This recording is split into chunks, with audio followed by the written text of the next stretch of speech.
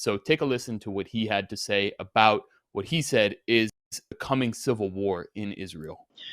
If you don't do something now to stop the fascist militias, what we've seen thus far is nothing comparing to what we are going to see. Israel proper, not the West Bank, not Gaza Strip, Israel proper. The streets of Israel from north to the south are going to be colored in red. A massive rivers of blood are going to be there if you don't stop them. The writing is on the wall, written in blood already. If you don't do something, what you've seen in other civil wars in the recent times, going to be repeated in Israel.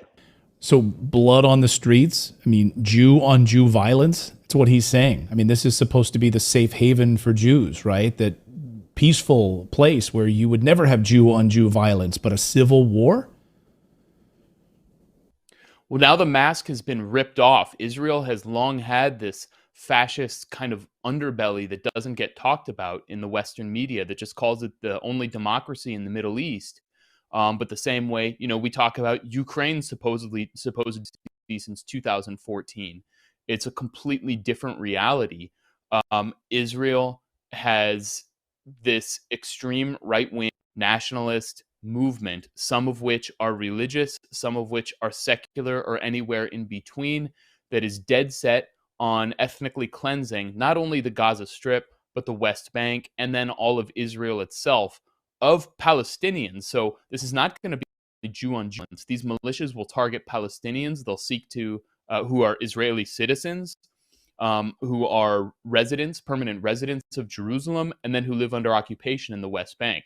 They want to get rid of all of them. And they also will target left-wing Jews who are anti-Zionists or critical of the state. Just an example, there was an Israeli teacher in the city of Tiberias today who liked an Instagram post from an account called Eye on Palestine, and she was promptly fired, and she might be criminally prosecuted. And if you look at the tweet put it up, the tweet from Kan News, the Israeli news outlet, the responses from the Israeli public are: deport her to Gaza, strip her of her citizenship, kill her, death to this woman. That is